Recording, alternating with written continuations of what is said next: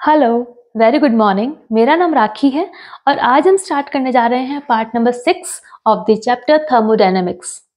आज हम एक नए वर्ड से इंट्रोड्यूस होंगे जिसे कहते हैं एंथैल्पी। एंथैल्पी जिसे कि कैपिटल एच से डिनोट किया जाता है।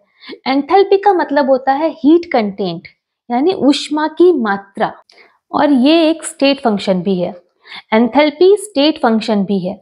अच्छा, स्टेट फंक्शन किसे कहते हैं? मैंने आपको बताया है state function. State function is the property which depends upon the state. Okay, state A, state B. State function वह गुण है जो केवल विशिष्ट अवस्थाओं पर निर्भर करता है, उन अवस्थाओं पर पहुंचाए गए पथ पर निर्भर नहीं करता है। तो स्पेसिफिक स्टेट पर जो डिपेंड करेगा वो स्टेट फंक्शन होगा, और एंथैल्पी भी स्टेट फंक्शन है। ओके, एंड प्रीवियस वीडियोस में मैंने आपको बताया कि थर्मोडायनामिक्स की जो फर्स्ट लॉ है वो है delta U is equals to Q plus W. Change in internal energy is equals to change in heat plus work done. और वर्क डन किसके बराबर होता है? W is equals to minus of, यहाँ पे नेगेटिव है, minus of P delta V।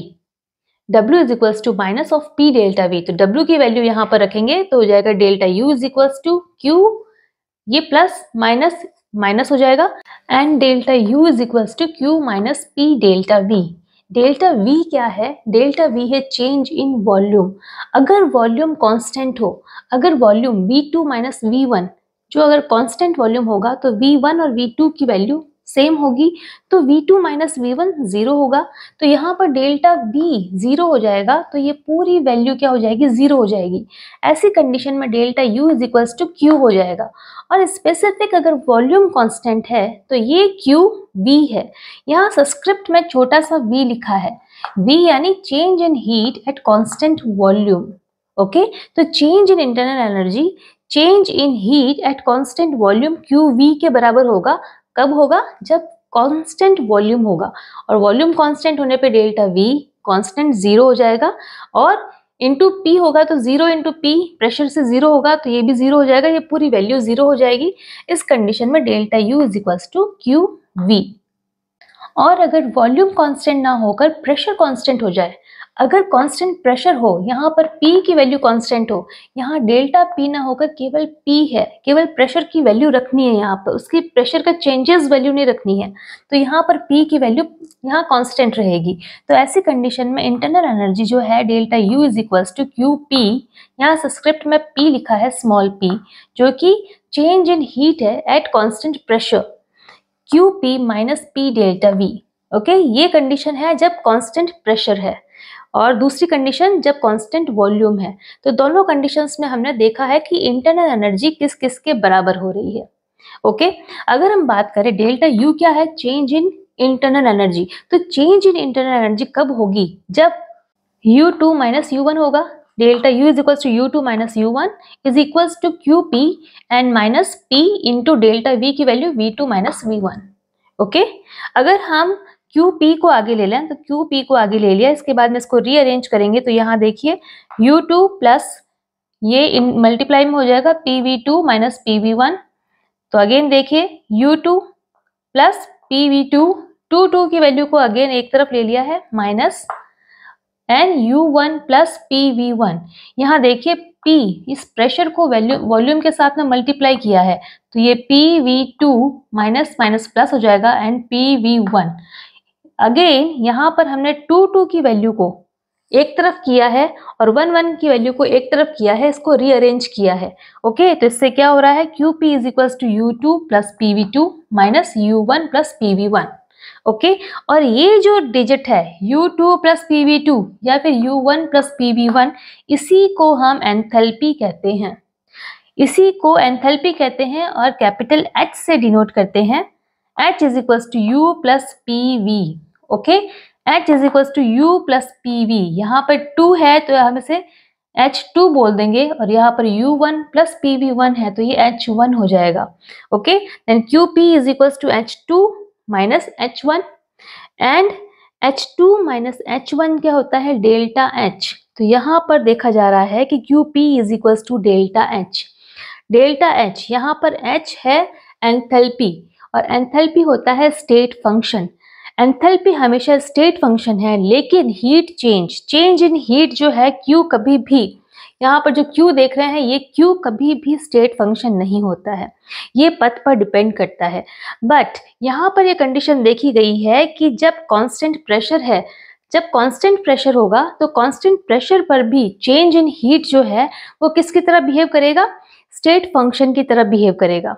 Okay, तो यहाँ तक आपको समझ में आया है। उसके बाद देखिए यहाँ पर QP इज इक्वल्स टू, ये देखिए ये जो इक्वेशन है, इस इक्वेशन से हम देख सकते हैं कि QP को अगर हम आगे ले लेंगे तो ये क्या हो जाएगा, delta U plus P delta V, यही लिखा है यहाँ पर, QP is equals to delta U plus P delta V, ये इक्वेशन नंबर 4। ओके, अगर हम देखें कि QP is equals to delta U plus P delta V है और QP किसके बराबर है, डेल्टा H के बराबर भी है, इक्वेशन नंबर 3 और इक्वेशन नंबर 4 को जब हम देखें तो यहाँ हम लिख सकते हैं कि QP डेल्टा H बराबर लिख सकते हैं, QP की जगह पर हम क्या लिख सकते हैं, डेल्टा H, तो delta H is equals to delta U plus P delta V।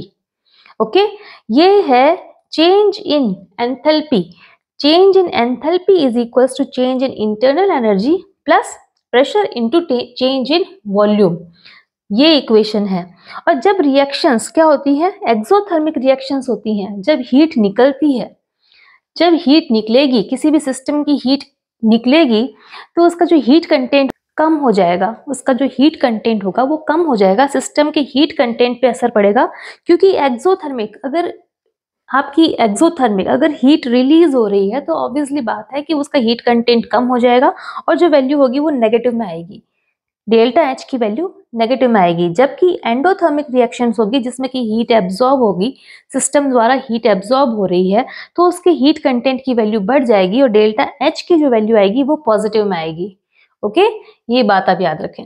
उसके बाद अगर हम देखें delta U is equals to delta Q at constant volume, ये हमने अभी पढ़ा है, यहाँ देखिए delta U is equals to QV at constant volume. Okay, जब कांस्टेंट वॉल्यूम होगा तो ये पूरी डिजिट जो है 0 हो रही है और delta U is equals to QV है ना, ये सबस्क्रिप्ट में V है जो कि क्या है, change in heat at constant volume. Okay, और यहाँ देखिए तो डेल्टा H, यहाँ देखिए अगर हम इस इक्वेशन में, इक्वेशन नंबर 5 में अगर हम देखें कि अगर कांस्टेंट वॉल्यूम है तो क्या हो जाएगा, ये पूरी डिजिट 0 हो जाएगी और again delta H is equals to delta U हो जाएगा। तो यहाँ देखिए delta H is equals to delta U and QV।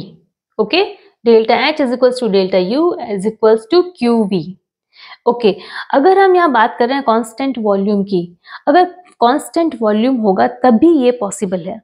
हम देखते हैं कि जब गैसेस को हम कंप्रेस कर सकते हैं तो उसके वॉल्यूम में चेंजेस ला सकते हैं, जबकि लिक्विड और सॉलिड के जो है वॉल्यूम वो फिक्स होते हैं।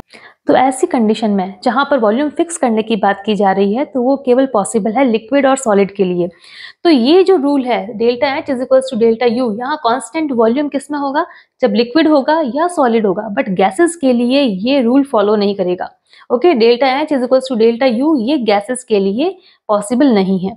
अगर हम बात करें किसी आइडियल गैस की, आइडियल गैस में रिएक्टेंट है और प्रोडक्ट है, रिएक्टेंट A से प्रोडक्ट B बन रहा है, दोनों ही गैसियस फॉर्म में है और ये है आइडियल गैस। आइडियल गैस क्या होती है, जहां पर प्रेशर एंड टेम्परेचर कांस्टेंट होते हैं। ओके, आप जानते हैं इसे।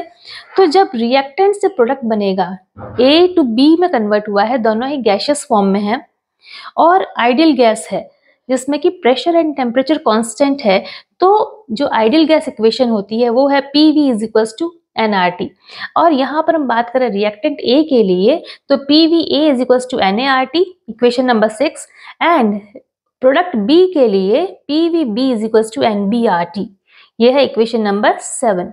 अगर हम बात करें equation number 7 minus equation number 6, okay, तो यहाँ पर PVB, यहाँ देखिए PVB minus PVA is equals to NBRT minus NART।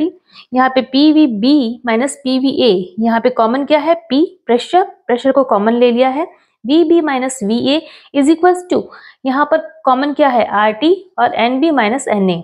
तो यहाँ पर VB माइनस VA होता है डेल्टा V और NB माइनस NA है डेल्टा N। तो यहाँ हो गया P delta V is equals to N delta NG, G for gas, ideal gas, delta NG RT, R यहाँ पे क्या है, गैस कांस्टेंट है, टी जो है टेम्परेचर है। कैपिटल टी हमेशा उसकी कैलकुलेशन केल्विन में होती है।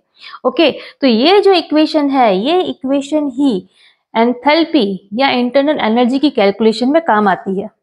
ओके बच्चों, तो और ये इक्वेशन तभी लागू होती है जब ये जो रिएक्टेंट एंड प्रोडक्ट है गैसियस फॉर्म में होंगे, और वो भी कंडीशन होगी जब आइडियल गैस होगी, और आइडियल गैस के लिए प्रेशर और टेम्परेचर कांस्टेंट होना चाहिए। ओके, इस तरीके से ये जो फॉर्मूला है P delta V is equal to delta NGRT, इस फॉर्मूले से काफी सारे न्यूमेरिकल प्रॉब्लम्स को सॉल्व किया गया है। आप देखिएगा बच्चों, आपकी टेक्स्ट बुक में काफी सारे एग्जांपल्स दे रखे हैं जिसमें इस फॉर्मूले की सहायता से डेल्टा H और डेल्टा U की कैलकुलेशन की गई है।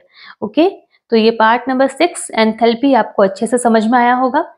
तो अगर आपको ये वीडियो हेल्पफुल लगा है तो प्लीज इसे लाइक करें, शेयर करें, सब्सक्राइब करें मेरे चैनल को। Thank you for watching. Thank you.